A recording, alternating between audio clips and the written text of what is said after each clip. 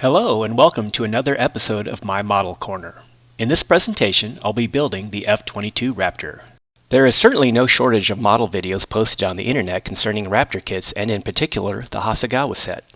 But maybe you're an F-22 fan and like to see the construction of such models, or you're looking to see how a different hobbyist handles the identical kit. To mix it up a little, I'll be adding the photo etch set, also by Hasegawa, to add a little more detail to my fighter. Let's start with the parts parade. The first thing that struck me was the size of the large fuselage. I prefer large items to work with, so we're off to a good start. The remaining 6 sprue trees are all in one bag. And we have the decal set for Foxtrot Foxtrot, which is Langley Air Force Base, Virginia, Alpha Kilo, Elmendorf Air Force Base, Alaska, and Hotel Oscar, which is Holloman Air Force Base, New Mexico. I've never built a Hasegawa kit before, so I'm interested to see how well this goes. This is just an overview of all the trees.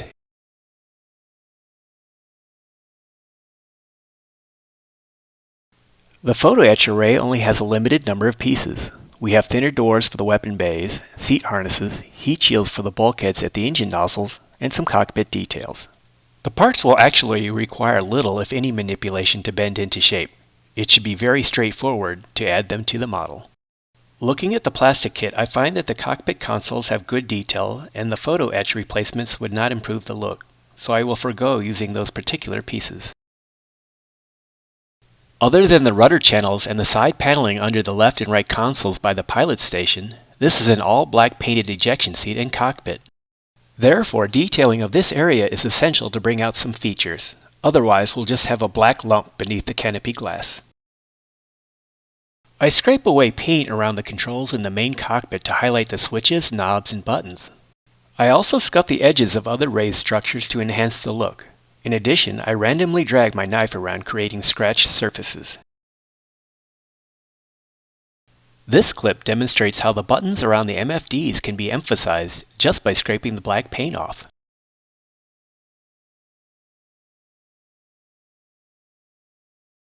The MFD decals have a slight bit of carrier film that needs to be trimmed with scissors in order to fit the displays. These aid in improving the overall interior look. Working with the photo etch, I apply some paint to the seat belts and harnesses.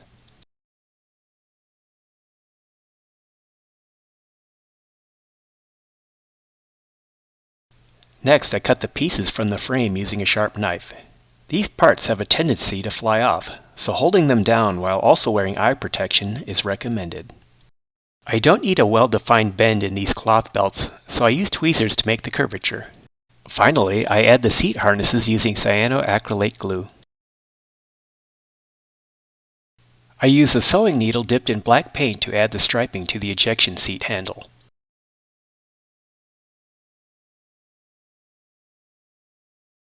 Lastly, with the painting of the oxygen bottle and the application of the remaining decals on the seat, we've turned our chunk of coal cockpit into an appealing element of the model. Taking a break by doing some preliminary work, I noted that this instruction guide page indicates the drawing here is at 50% to scale of the model, making this a 196 scale drawing. I double-checked by doing some simple math. As an example, the leading edge of the model wing is 5 3/32 inches and the illustration wing edge is 2 9/16 inches. Converting to decimal and dividing, I get 1.99 or 199% enlargement required of the instruction pages for template purposes, very close to the expected 2 times magnification. On the other hand, Hasegawa did not make such allowances on the page concerning the vertical tail markings. Using the same method of calculation as before, we get an enlargement ratio of 2.25 times equal to 225%. The next step was to begin construction of the main weapons bay. All the parts fit very well here.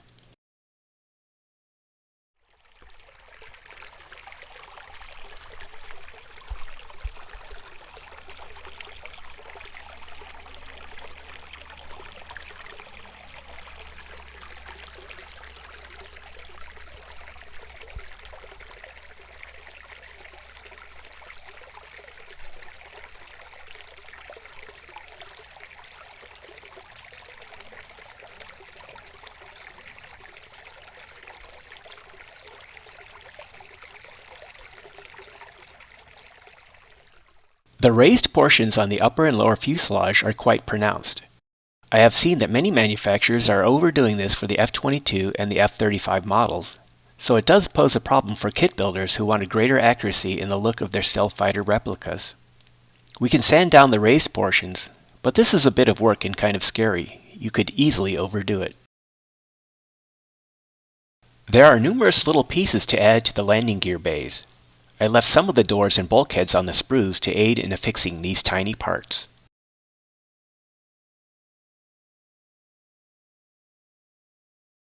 There are supporting sprue sections in the main armament bay. Once they are removed, the lower fuselage becomes very weak and subject to bending and torsional forces that could easily damage the model. Only thin sections are supporting the forward portion to the aft and the nose section. I quickly affixed the main weapons bay to the fuselage to return a foundation and reinforcement of the structure. More supporting composition is achieved by attaching the side weapons bays. I begin construction of the landing gear bays. It should be done in one quick assembly to ensure that the pieces fit together and are square. Remember that building models is ultimately about having fun. It is your model and your world.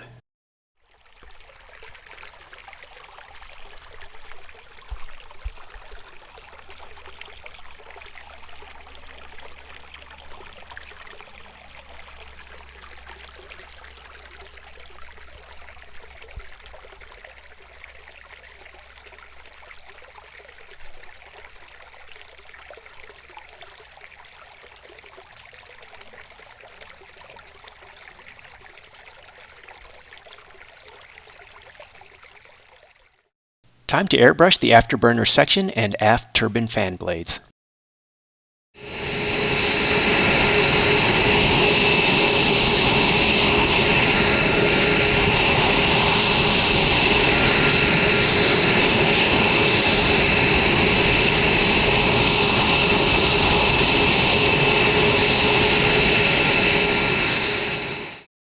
There are quite a few weight-bearing braces to be added to the lower fuselage, and I'm worried about alignment in the future when bonding to the upper fuselage. Still, I noticed with the very first part I inserted, Echo 57 on the right side, I had to slightly bend the frame in the roll axis to fit the part. In effect, these columns will align the upper and lower fuselage in all three axes. And a quick shot of the lower fuselage after all the supporting elements have been combined. There are uneven gaps on either side of the main gear bays due to the elasticity of the lower fuselage frame. I used a 5-pound bookmark to join and equal out these gaps. You may have noticed I've used excess amounts of glue. There's a lot of flex in the fuselage, and I'm afraid that using a thinner cement will allow the supporting parts to later break free and rattle around. When I was a youngster, model companies used to identify the parts you were installing for information and education. This no longer seems to be the case these days. You may be affixing a piece of plastic with no idea what its real-world function is sometimes. After airbrushing with white paint and adding the decals, I do a little wash. I must say joining these halves of the air intakes was a bit of a bear. They tended to flex and didn't quite line up. There was only the very aft and forward portion of the intake that connects to the fuselage. You quickly learn why the nose is so bendable.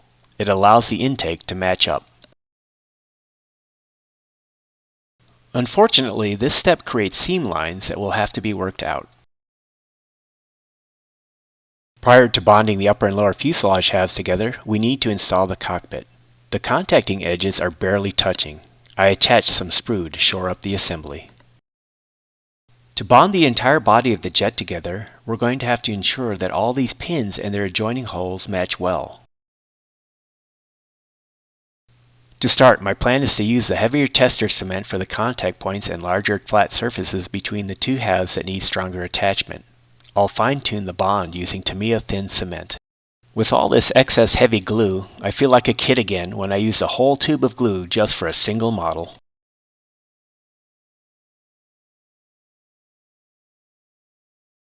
Capillary action works well with the thinner cement, but be careful of your tape. The two main components are now bonded together. We have a number of accessories and tape strips to get these pieces set, making the model look like a mechanical insect. Yet the forward intake portions do not fit well, and it will take some filler to improve the appearance. The fitting together and alignment of the parts is a mixed bag so far. Some of the steps go smoothly, while others are off and require some additional effort to correct. I appreciate that these parts are separate. When the kits have a single-piece wheel and hub, I usually can't paint perfect circles. The main weapon bay door frames were formed with a significant number of molding channels that need to be trimmed away. After the runner channels are snipped off, I live dangerously by further cutting down the nubs with my knife. Finally, I use a small file to smooth out the surfaces. Next, I cut out the photo etch door.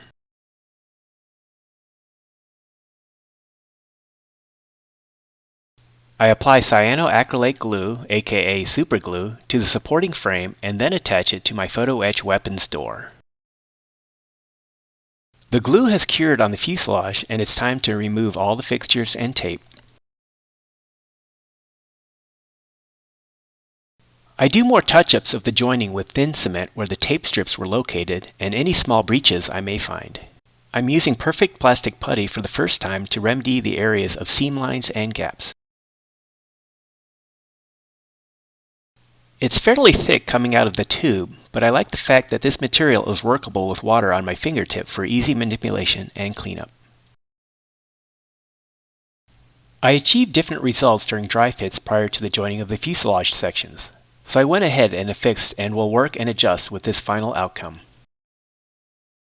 With the major component of the construction completed, it's now time for us to begin the best part of model making in my estimation, the painting, weathering, and detailing of a kit. I begin retroactively adding a wash to the landing gear and weapons bays. I could have done this before installing them to the main fuselage. There are a couple of ways that one might manage this technique. Some spray on a coat of floor wax or a gloss coat to protect the underlying paintwork, and also this coat enhances the flow of the wash into crevices and such. One method I employ is to use a dissimilar solvent-based wash medium such as an oil-based paint so that it does not react with the paint already applied to the model. Just let the wash flow into crevices and areas where two or more raised portions adjoin to get a shadow effect. I allow the stain to sit a bit, then clean up with a cotton swab. I use the swab to clean off raised portions especially to emphasize that light would hit these areas and leave darker zones in corners and obscured locations. I also use the swab to even out the wash on flat surfaces. This is just a look at the overall washes in the different bays before I cover them to avoid overspray during the heavier paintwork on the exterior. One advantage of the perfect plastic putty is that you can wet it and still manipulate it long after it has dried, so it is easy to touch up the work. I do some prep work to protect my different bays, engine intakes, aft engine nozzle regions, and the cockpit. I use white glue to attach the weapon bays with pieces from the model kit that are being replaced by the photo etch doors, so I needn't worry about the painting of these temporary pieces. During my childhood building models, I used to make my aircraft as sleek as possible because they were made to be toys for my war games. In my opinion, as an adult today, such models should be presented as overtly as possible. You should open up those cockpits, any panels, deploy the gear, speed brakes, and whatever you can. It's more work, but it can be so much more visually interesting for yourself and your audience. Although we don't really need to prime the body for painting, this dark coat will allow us the flexibility of making tonal differences in the general paint scheme as well as the camouflage patterns and panels. Back in the day as a kid, I used those clunky tester spray paint cans having little control over the application of colors, causing overspray, overcoating, and dripping paint. If you're a beginner or thinking about taking up model building, a definite must-have is a good airbrush. With just a little practice, the look of any model you build is greatly improved.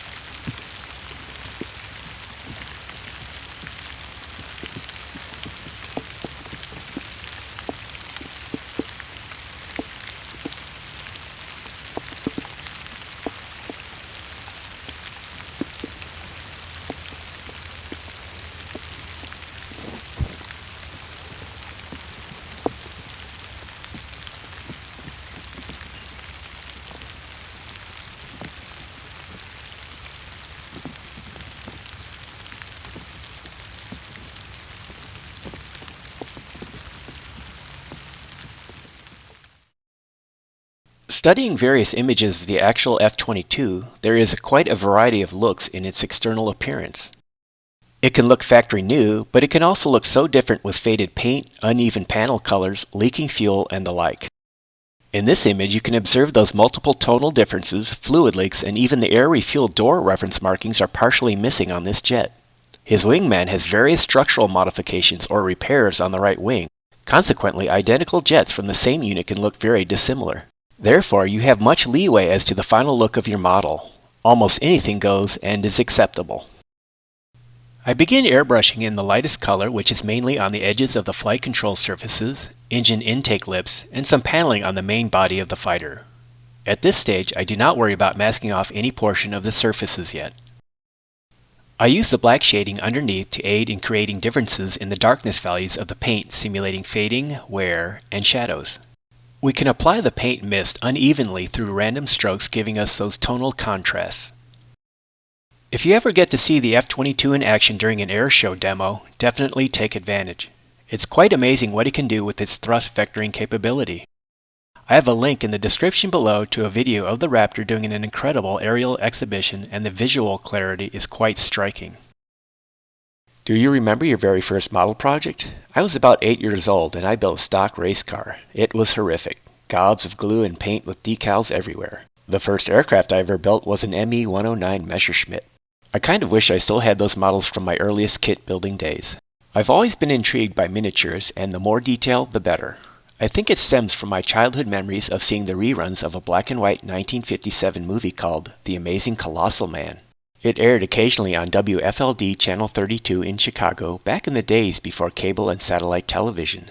The movie's main character is an Army officer who is exposed to radiation and eventually grows to be over 60 feet tall. So all the sets this character encounters required many models and other miniatures. I guess I always wondered what it would be like to be so big, yet come upon very real and detailed objects around me. Check out that B movie sometime. It had a sequel called War of the Colossal Beast. Anyway, what got you interested in models?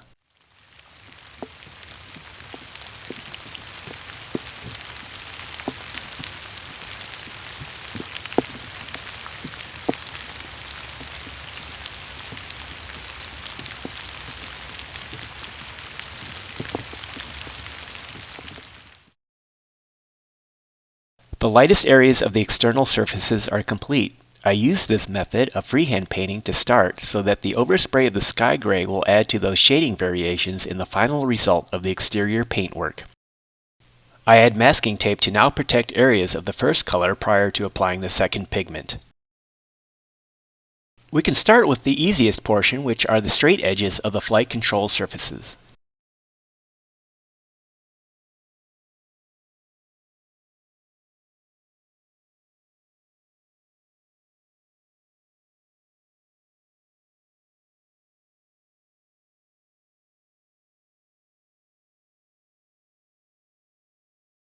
After the simplest masking is completed, we can follow up with work on some of the more demanding panel shapes.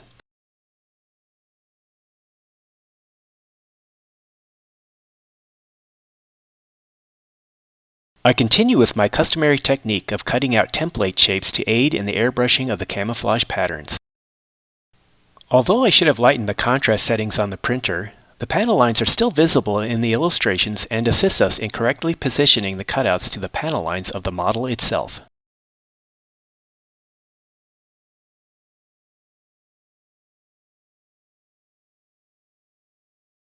At last, we're now ready to commence the bulk of the main paint job on the body of the jet. Using the marbling technique, we can begin randomly airbrushing in the first camouflage color. The best method I have found is to go about the entire surface of the model without concentrating on a specific area yet. We want to establish a foundation initially. Let your airbrush wander across the aircraft. The darker prime coat beneath will facilitate creating color differences, simulating fading, and also form false shadows in areas. Ultimately, these variations in the shading will lend the model an appearance of wear through flight operations and exposure to the elements. There may be a tendency to do an even coat, but we don't want that. Essentially, be an inconsistent painter. Once the beginning marble coat is to your satisfaction, start filling in the areas, but be careful not to overdo it. Continue to take time to assess the layering and determine if it's at the level that you want. The bottom half is also painted with camouflage number 1. In this case, we apply an even coat and forgo the marbling method.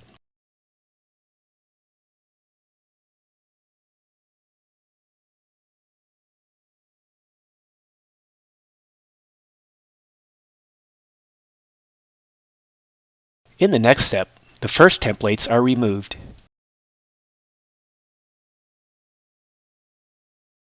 After masking off the previous paint work, we apply the second camouflage paint.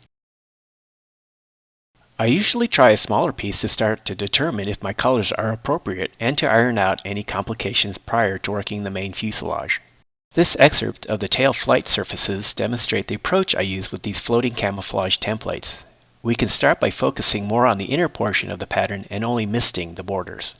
Once the main portion is completed, we can concentrate on the edges. At this point, hold your airbrush further away and allow a light mist to flow beneath the stencil to create the feathered edge between the two camouflage colors. You should sneak peeks by lifting the template up a little from time to time to see if you're joining the two colors and also covering up the primer coat. It looks like it's passing the test. Time for the main body. We now utilize camouflage color number 2 on the upper fuselage and repeat the marbling technique.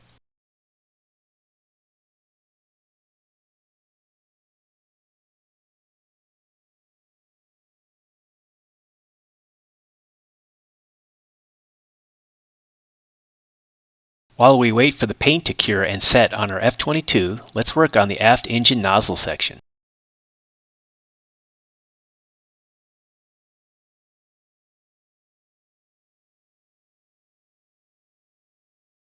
After these sections are painted, we can add oil-based black paint to emphasize the lines in the nozzles as well as simulate the heat stress on the metal and exhaust smoke residues by lightly buffing the pieces with a cotton swab. Likewise, we hit the insides of the nozzles, replicating the streaks caused by the hot exhaust gases that flow across these faces. Now that the main baseline of paint on the Raptor is completed, we can continue the process of fashioning this replica into a true-to-life looking fighter. Accordingly, we can arbitrarily mask off areas of the upper and lower fuselage and repaint some of the panels with a slight or a greater offset color from the surrounding regions. In the final painting step of our exterior, we can add a wash to highlight panel outlines, the lines between flight surfaces, screws, rivets, and importantly, produce the grunge of leaked fluids and mixed contamination with dirt.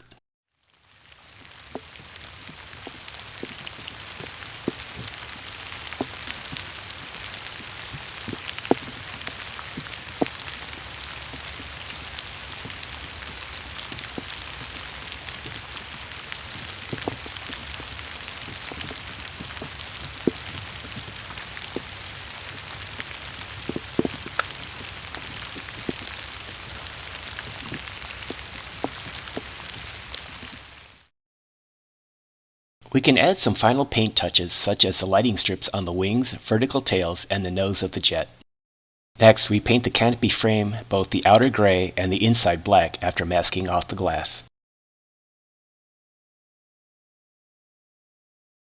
We can also add a little flair by adding some color to the very aft of the engine nacelles. Next are the missiles. Once all the paint is dried, we can remove the tape and uncover all the little extra details we invested in. Here are some clips of those minute reveals. I prefer to add my decals before I put on the delicate doors, landing gear, tail surfaces, and the canopy while I can still move the model around easily.